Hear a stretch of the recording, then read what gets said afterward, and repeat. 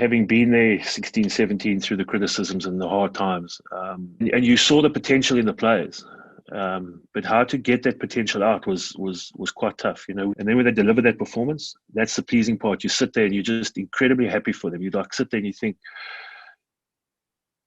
you know, that's what it's supposed to be. I think that's a story that resonates with people.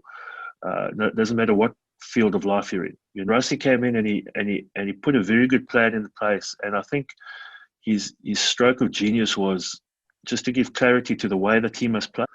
And all of a sudden, it was like you could see the doubt eroding from the players' minds. That just epitomizes the strength of South African rugby. When there's alignment, when there's clear understanding, when there's, you know, everybody standing together, it's very, very powerful. So it went from being, you know, almost selling the plan, and then the Italian game was like the crux.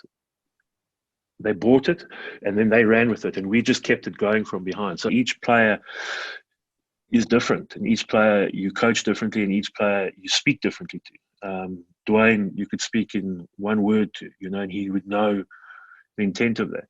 I think it's the worst thing I could have done would have been to stay on.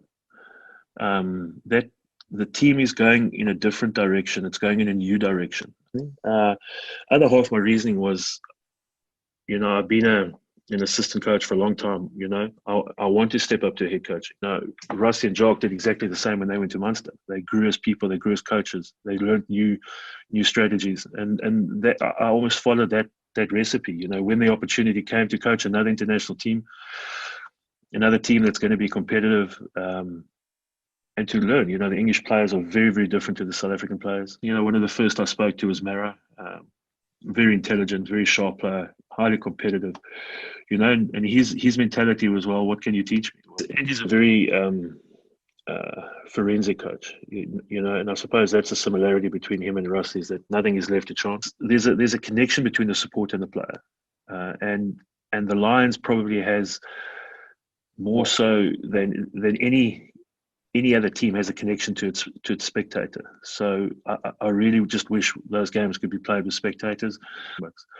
The England team will be as well prepared as it can be, and I'm sure the South African team will be as well, knowing Rassie. So create a great story. Spectators will be there. The game needs stories at the moment, and that'll be one of the stories.